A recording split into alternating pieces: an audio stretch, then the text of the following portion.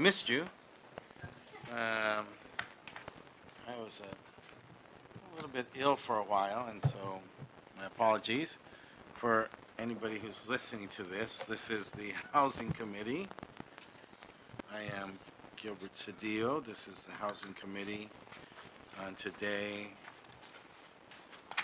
September 21st, 2016, room 1060, City Hall. We are at 2 p.m. as announced at City Council. We had a long afternoon or long morning doing matters very relevant, improving the RSO, bringing light and information to everybody, landlords and tenants, and it was a great victory for everybody to go forward with. I am joined by Councilmember Marquise Harris-Dawson and by Senator Curran D. Price, and we are prepared to go forward. Let me say this to you. I know we had to start late because of the incredible success of this morning. A couple of us here, again, we go back to losing quorum. A couple of us here have other meetings that we have to go to, so it's important for us. We've reviewed the documents, we reviewed what we're going to accomplish here this afternoon. I don't want to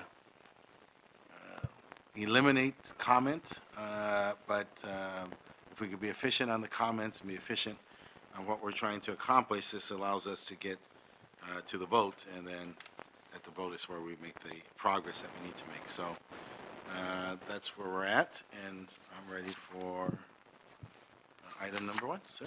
Item number 1, HCID report relative to amending the rent stabilization ordinance to incorporate various technical amendments. Okay.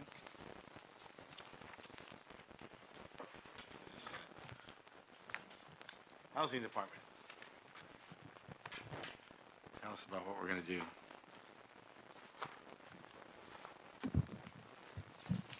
Good afternoon, council members. Anna Ortega, Director of Rent Stabilization. This afternoon we have further clarifications and cleanup of the rent stabilization ordinance to remove obsolete codes and bring certain sections into conformance with state law. A lot of them have to do with clarifications about evictions and relocation assistance in illegal units. One of them has to do with the exemption for post-78 construction. There's one of them is to correct a mistake from the last time when we raised the annual registration fee. That amount was not changed, and it's supposed to be 50% of the fee. So that just corrects that omission. There's only two that I'd like to note. Number 14 on the attachment to the department's February 26, 2015 transmittal. Number 14 had to do with section 163.07 of the housing code, and that's already been amended, so that's moot now, so that does not need to be amended now. And then we did meet with landlord and tenant groups on all of these and sought their input. And with regard to the fourth one on the department's attachment that would have amended section 151.04B for section 8 housing, we were trying to do some cleanup and bring it into conformance with state law and also a law case that involved the RSO. But when we met with the advocates, both the landlord advocates and the tenant advocates had issues with the clarification language, so we've agreed that it would work to simply delete that provision in the RSO. So our revised recommendation at this time is to omit section 151.04B of the RSO, and that will accomplish the same thing we were trying to do with the clarification language. So that's a quick overview. I'm available if you have any questions. And this most recent change you just talked about, you've vetted that through all interested parties? Yes, we did. And interestingly enough, both sides would be happier if we simply deleted it. It's a broken clock. That's one, you say 151.04B? Yes, and on the attachment to the transmittal, it's number 4.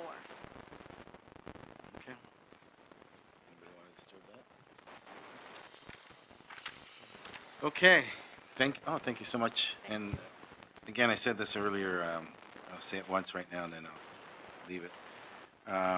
For the interested parties who have been involved, both on the tenant side and the landlord side, I applaud you for continuing to work together. I'm actually trying to negotiate an agreement between two developers right now.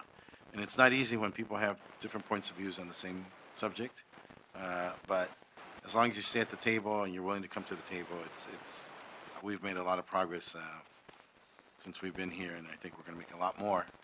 And so, you know, as long as you stay at the table and are willing to sit and have the courage to make a decision and be responsible for it, that's how we move forward. So, thank you. With that, Walt Centerfit. Thank you, Mr. Chairman. I'm Walt Centerfit with the Los Angeles Tenants Union, the Rodney Drive Tenants Association. I'm also here representing the Renters Day LA Coalition, the Human Right to Housing Collective. So I just want to say briefly, and a number of my colleagues here, I hope, will raise their hands in saying that they are standing so that we're having one speaker endorsing these amendments. We support the report of the department, and we hope that you go ahead and pass them because we believe that they strengthen the rights and protections of tenants, particularly with regard to evictions and with relocation. They eliminate loopholes by which some unscrupulous landlords have been using to evade and avoid the consequences of the RSO, which is something that I'm sure you don't want to have happen, and neither do we. So please pass it, and we appreciate the report. Carlos Aguilar and Ismael Arredondo. Hi, Carlos Aguilar, Coalition for Economic Survival. CES supports the amendments to the rent stabilization ordinance being proposed. These amendments will improve enforcement, clarify provisions of the RSO, and bring the law into compliance with state law. So I want to be brief. We urge your approval of these amendments. Thank you. Ismael? Thank you. Michael Millman? Yes, good afternoon. Michael Millman, M-I-L-L-M-A-N. I'm, to say the least, very, very disappointed.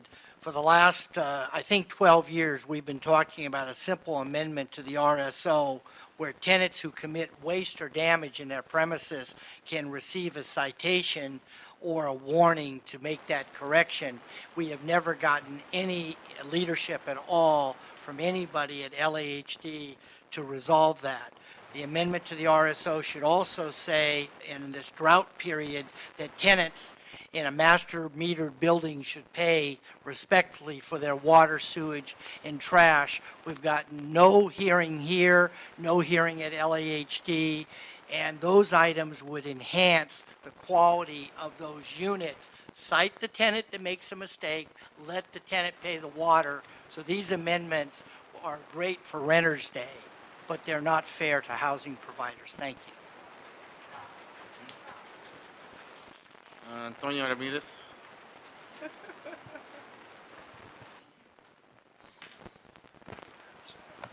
Repeat the pig.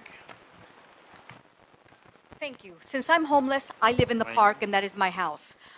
This is a call to action. There is arson, violence, theft, vandalism, graffiti, secret audio and video spyware, assaults and drugs, weapon sales, gang stalkings, and harassment all being committed at my home, Music Center Grand Park, Block 1 and Block 4, especially in the female's bathroom, by jealous, nosy, uncivilized, wicked, racist, hate-mongering wetbacks and Chango Latino gangbanging pussies, and thieves and filthy come caca pigs.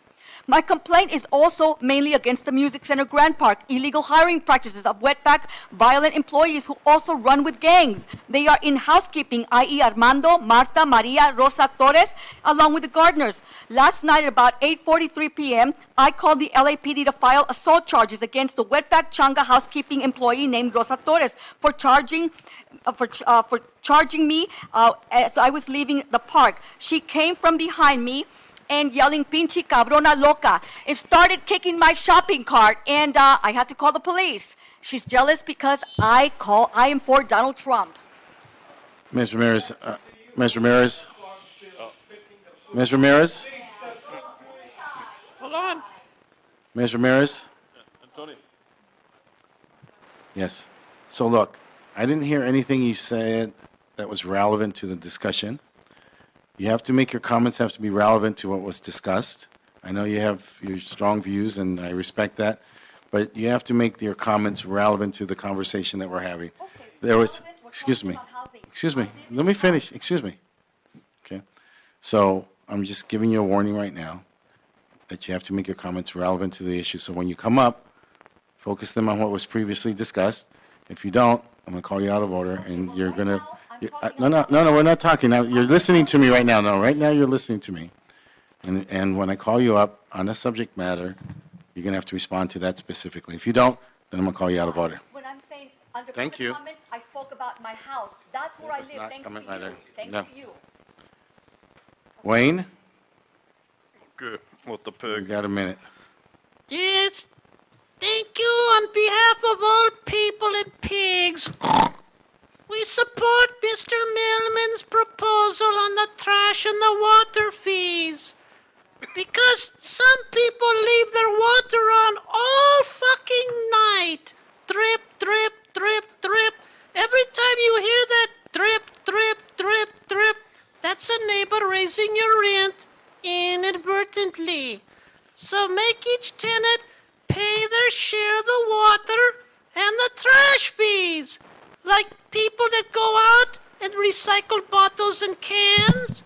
Those are the people picking in the trash, which is good for fucking recycling, but not good for trash fees. So support the separate meters. This is the Marquisi Harris-Dawson motion. Yes, I support it too. Thank you. Next item. Mr. Chair, would you like to recess the regular meeting and go to the special? And I then- would. And then would you like to reopen the regular meeting and call number 2 from the regular Oh, meeting? I'm sorry. We forgot one little thing here. The accomplishment, which is as approve the HCID report as amended. Very good. Yeah. Okay. Now, Back to it's that. on my mind. So would you like to recess the regular agenda, go to the special agenda, and then reopen the regular agenda and call item number 2 from the regular agenda and item number 1 from the special agenda together? I would. Okay. Both of these items involve the RSO rent registry, Okay. Who's coming up? and the department is here. H is here as well as the CAO. From 2014. For third party.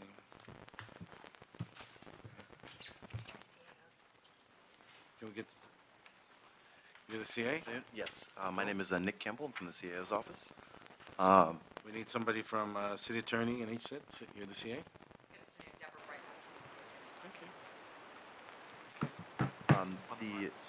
The item before you is a report relative to fee analysis, at least the CAO report, for the development of a rent registry system, and an assessment of HCID's staff resources necessary to implement that program, as directed by your committee earlier this year.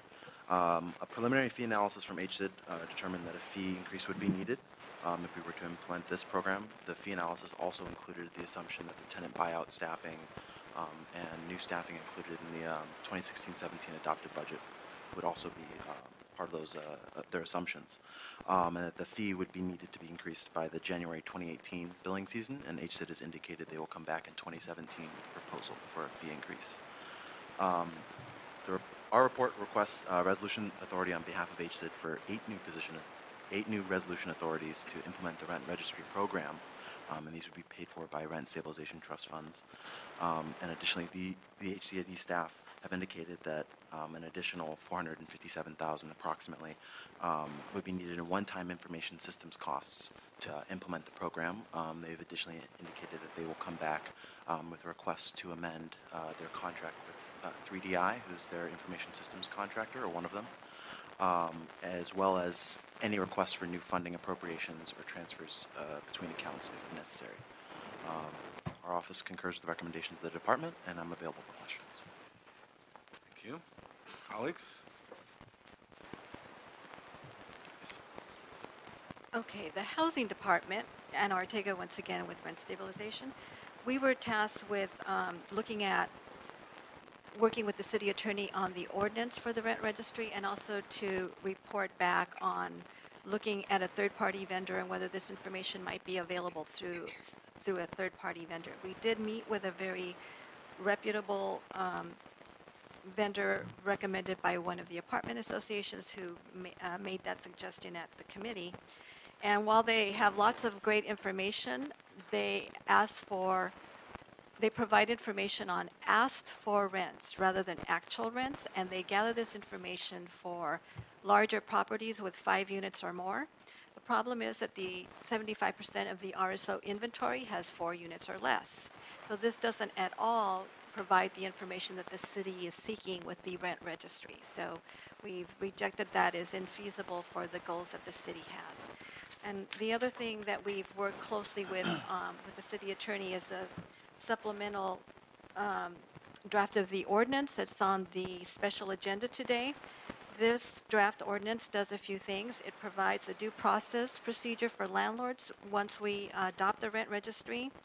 It extends the registration certificates issued in 2016-17 through June 30th of 2017 and makes the new certificates effective July 1st, 2017. Thereafter, these certificates would be good on an annual basis. Right now, historically, the certificates run from May 1st through April 30th. So that's just an historical way that the RSO function, but not needed under this new system. And then the last thing is landlords get to collect 50% of the fee. Right now it's in the month of June. Under the new system, their certificates would go into effect on July 1st, and they would get to recover their 50% in the month of August. All of these changes were made to create a system that is more fair and more efficient to administer. I am available to answer any questions that you may have. Mr. Price. Thank you, Mr. Chairman. Just to clarify, I understand these. There has been some consensus with the owners and renters, basically, on these terms. Is that accurate? I know there's some give and take on both sides. Yes, we've discussed these provisions, these proposed provisions with the landlord groups who are mainly affected by the Right. the changes, and the comments that we got back was that it made sense and made it easier to administer and implement. And how does our registry going to compare to others in place, other jurisdictions around? So LA is different in that our system has always had vacancy decontrol. So we have different rents upon turnover. The other rent control jurisdictions truly had rent control, so they control the rent between tenancies. So the historical systems that they've had since the beginning, like since all these ordinances were adopted in 1979, 1980, they controlled rents. Therefore, they set up a system where they initially registered all the available rents, and then what they're actually tracking is the maximum allowable rent, because they're assuming that landlords apply the maximum allowable rent increase. So that's actually what they are tracking, the maximum allowable rent, and they only require registration upon a vacancy. Ours is a little different since we're starting at this point in time. We're actually seeking to track actual rents, not maximum legal rent. So ours will provide more real-life information. We also didn't want to create a system that would be too burdensome on landlords. That's why your committee and the council approved option A, which provides that landlords must register their actual rents once a year in conjunction with the annual registration of rental units, which they're already doing. So during the year, there could be turnover and new rents, but we will be collecting it annually. And we're not collecting information on the individual. The name won't be a part of the record, just the amount that Absolutely, correct. apartment is being charged, right? Correct. We, again, in discussions with all of the groups affected, there were some concerns about privacy, so we don't really need to know tenant names in a unit, so that there's no reason to collect that, and we don't intend to do that in the new program. Thank you. Good. Any comments? No. Questions? I'm available for any questions. Good.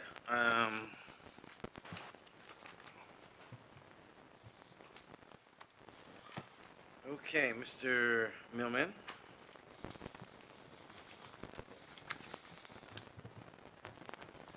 Then let me bring up Carlos, Elsa, Goda and Ismael. So, Mr. Chair, it's very obvious where the train wreck will occur. The SCEP fees are paid and due and payable in June with a special notice you have to send out 60 days in advance. Now these landlords, these mom and pops, 75% of them, now they have to send out another notice because they're collecting the reg fee in August. Let's keep it August for both the reg fees and the SCEP fees, one notice only. It's tough enough to comply as it is, so this is a complete train wreck with this double notice. Finally, we all know that the city attorneys here, they'll tell you that in 40 years there's never been one single conviction for an excess rent case. We don't need this. This is redundant, this registration. Finally, you're going to get into a Petra situation where you're going to have to certify the rents. You're going to need 300 staff people, and those reg fees will go up to about 300 per unit. This is a dangerous proposal, not thought through. Think about this August, one day, one thing. That's only fair. And one last thing, I don't know who they're meeting with in terms of landlord representatives, but I've said this before. I chair legal. Nothing gets through AGLA, nothing, unless I sign off on it. And it never got here. Otherwise, I would have caught it. Thank you for your time. Thank you.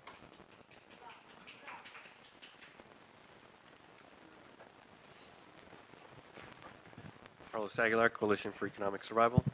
We support the establishment of a rent registry.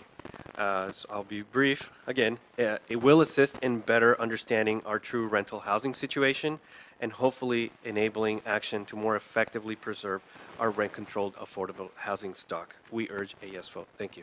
Thank you.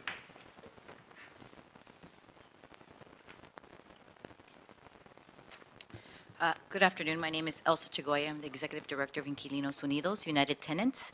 Inquilinos Unidos is a member of the Renters Day LA Coalition, which has a platform of pro-tenant policies, and we urge you, Inquilinos Unidos and the coalition, to protect tenants through the approval of the technical amendments to the RSO, and specifically the rent registry.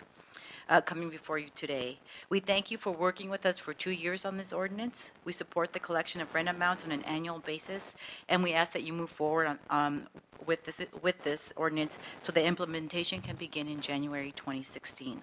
This is a significant step towards understanding the city's housing of, 2017. January 2017.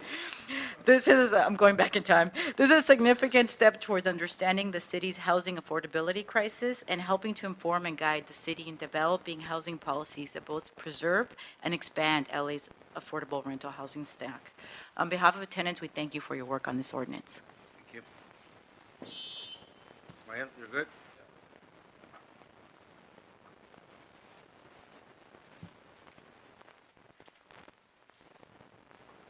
Ismael Arredondo.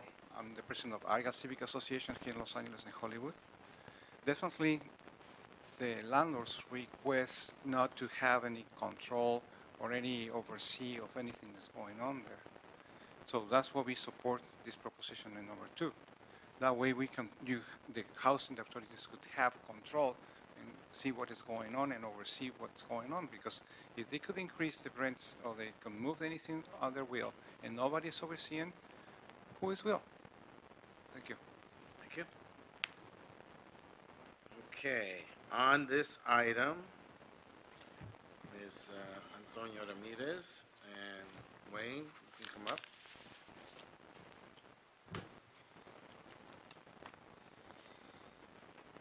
Number 2. I'm all for the 8 new positions, but for God's sakes, please don't hire any racist hate-monger wetbacks and Chango Latino gangbangers who will give preferential treatment by housing fellow homie gangbangers and wetbacks, thus depriving U.S. military veterans and or legal law-abiding citizens of housing. Furthermore, the new program registry of rentals will help us find all criminal, violent, racist, hate-mongering wetbacks and Chango Latino gangbangers and report them to ICE. I think this is a wonderful thing. If we can have a section within this new rent registry, it is important to remove these vermins and these criminal deviant jungles, savages, and remove them and keep the premises habitable. We must provide habitable premises for the legal law-abiding citizens. Stop the tenant harassment, for God's sakes. Stop the gangbangers. Stop the graffiti and the vandalism. We must stop that. That's why I'm voting for Donald Trump. Deportation. Wayne? Okay, the pig will address. Thank you very much. Now, again, the attorney who sues the city so successfully has argued this is requiring redundancy. So, one notice for both programs in August. And number two, why the fuck do we need this when there hasn't been a single prosecution of overcharging in the history of the Municipal Corporation of Los Angeles? And it's going to cost $300 a unit? Give the money back to the tenants. Why are you charging $300 a unit for affordable housing? Waive all the fees. Let the city pay for it. I'm sure you can go to your developer friends. Go to Mr. Caruso. Mr. Caruso, pay for this shit, please. Thank you. Okay, back to reality. Mr. Chair, just a quick question. The representative from Agla made a comment about the timing. Could we get a response from staff on Yes. on how that works, or why it's different, or what our thinking was?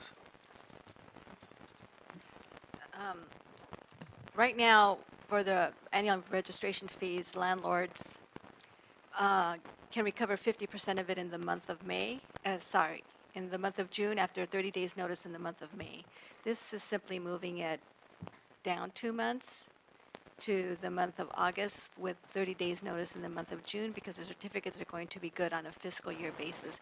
It has nothing to do with the SCEP fee. It does not require 2 notifications. It doesn't change anything about the SCEP fee. And they're free to give their notice simultaneously.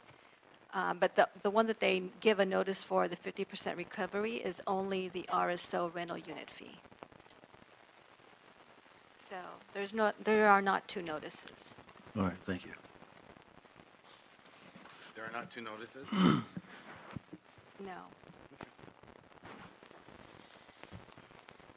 Senator? Yep.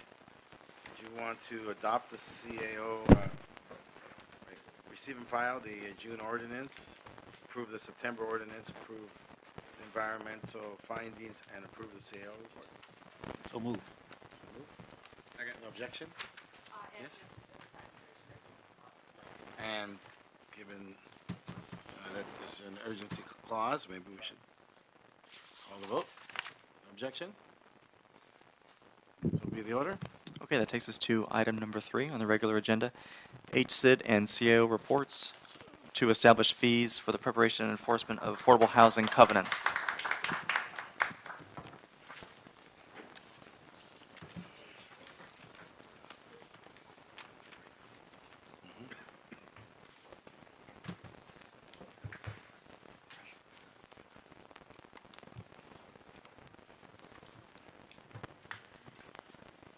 Russ, you want to come up here? Okay. Nick Campbell, CAO. Robert Manford, HCID. The item before you is a request from HCID to instruct the city attorney to draft an ordinance to amend the municipal code to establish fees for the preparation and enforcement of affordable housing covenants. Additionally, Housing requested position authority for 4 new management analyst ones to augment their current land use unit, which oversees these covenants.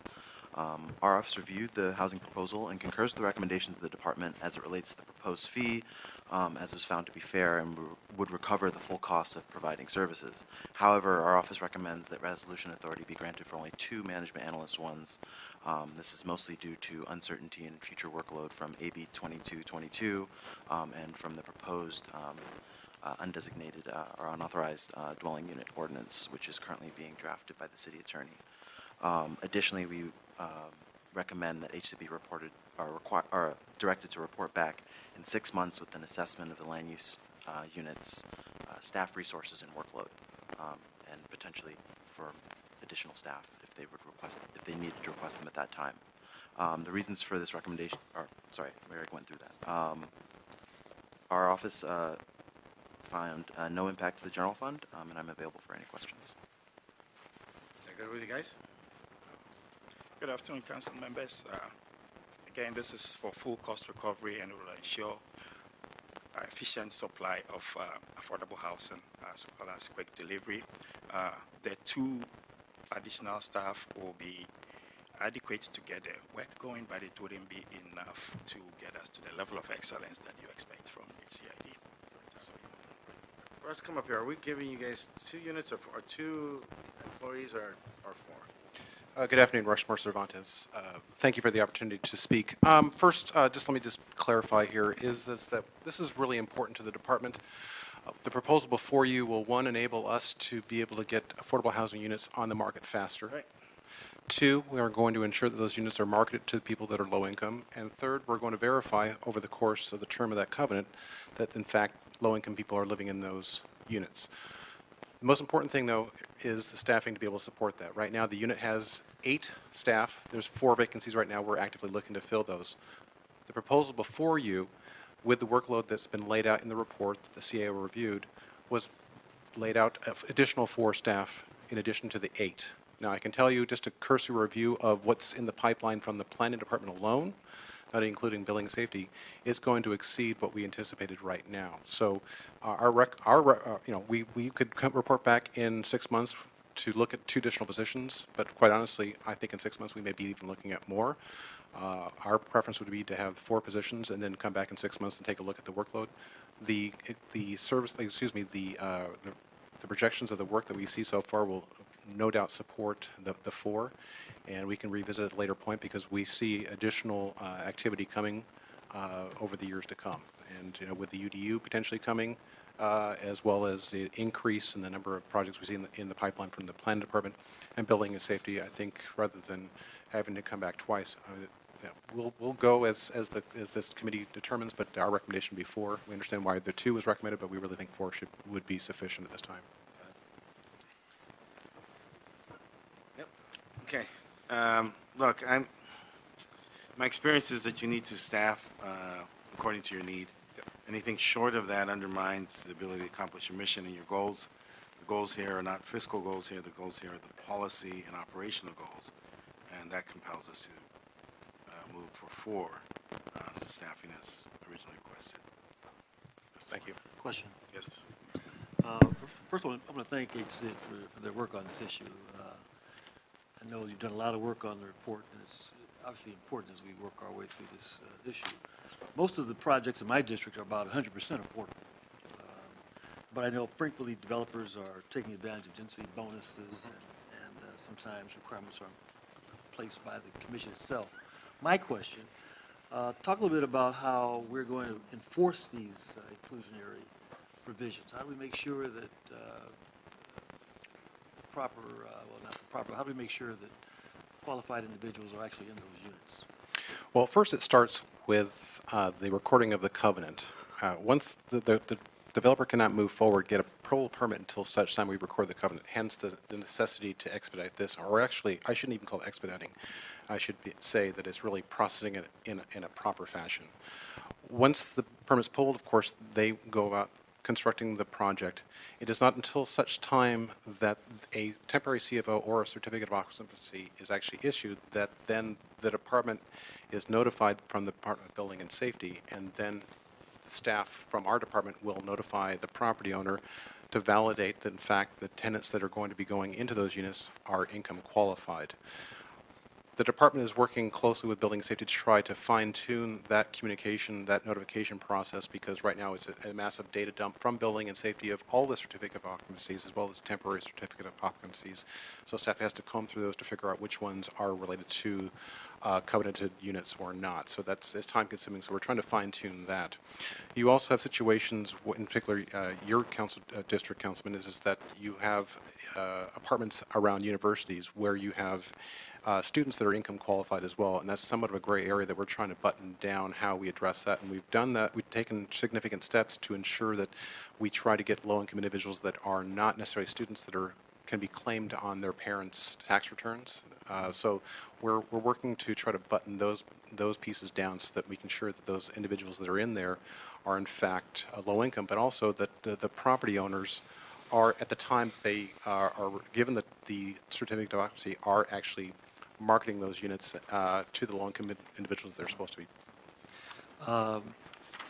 Related to that, again, experience that we've had frequently, sometimes it's a loophole that developers are able to wiggle through. They receive the temporary certificate of occupancy, but they don't fill the units.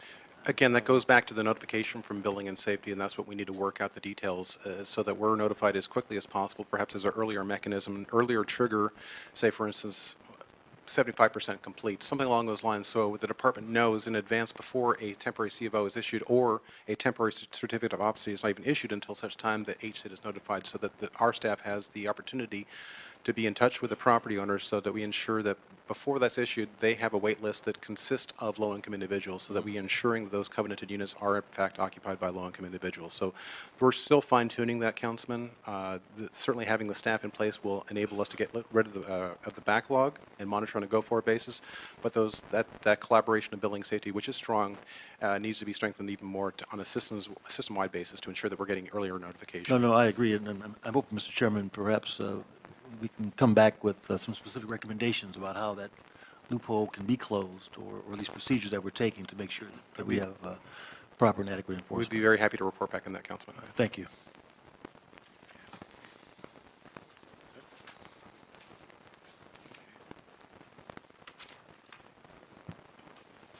We're on 3. What are we doing here? Yes. Okay, thank you, guys. Let's get some Thank you. public comment up here.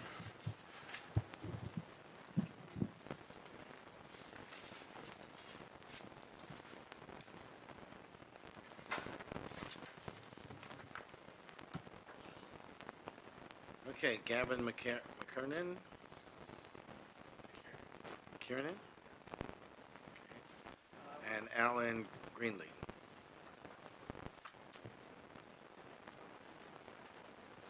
I work for Craig Fry & Associates. We're expediters, and we work with a lot of developers who are trying to take advantage of land, of density bonuses, as well as filing covenants. And the backlog is certainly something that's a concern for us and our clients. And I'd like to support the efforts here to expand the coverage so that we can get more projects out there that are approved otherwise, but just being held up from paperwork and staff. So.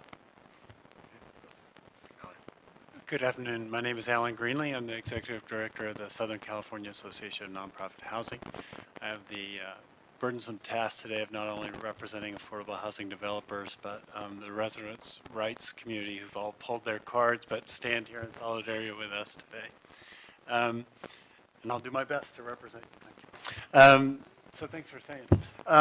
I think, obviously for public policy reasons, we think the idea of ensuring that HSID has the necessary resources to enforce covenants on density bonuses is a huge public policy priority. We should make it happen. And in fact, my members are willing to pay. I understand we have a couple of concerns, and I think we're working through those. One is essentially that the fees are equitably applied. So for on a deal where my developer is using federal money, there's some reimbursement that comes back to the city on an administrative basis from CDBG and Home, and so we want to make sure that we understand that that's part of the solution. And the other thing is that we just want to make sure that these fees are applied on a going forward basis, which I think is in the ordinance already. So we look forward to working with staff and the committee to make sure this thing works great. Thank you so much. Okay. Okay, Wayne and Antonia, come and illuminate us with your views on fees to produce affordable housing.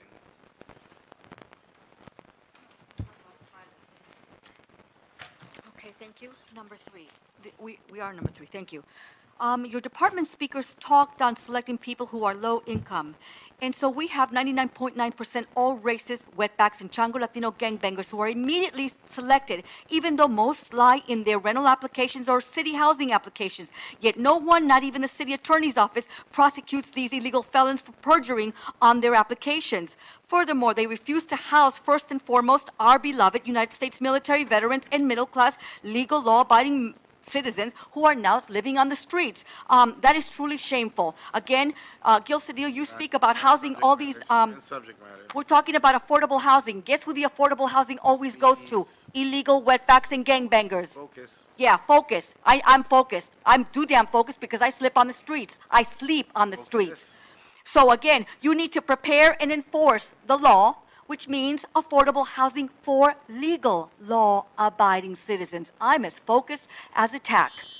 Thank you. Donald Trump, after he thank you. deports 22 million. Time is up. Yeah, thank you. 22 Time million is up. people deported. Time is up. Thank you.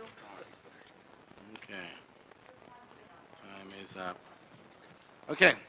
That exhausts our speaking list. What is this? Okay.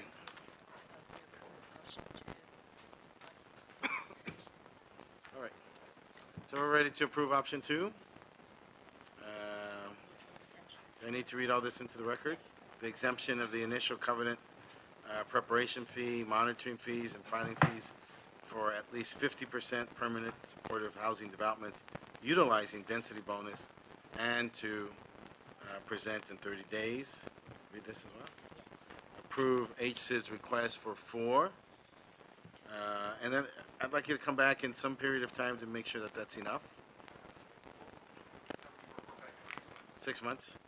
Approve the HSID request for 4 positions, and then direct HSID to report back in consultations with affordable housing developers and improvements to customer service delivery process. So come back in 6 months and see how we can make how this is going along. Yes.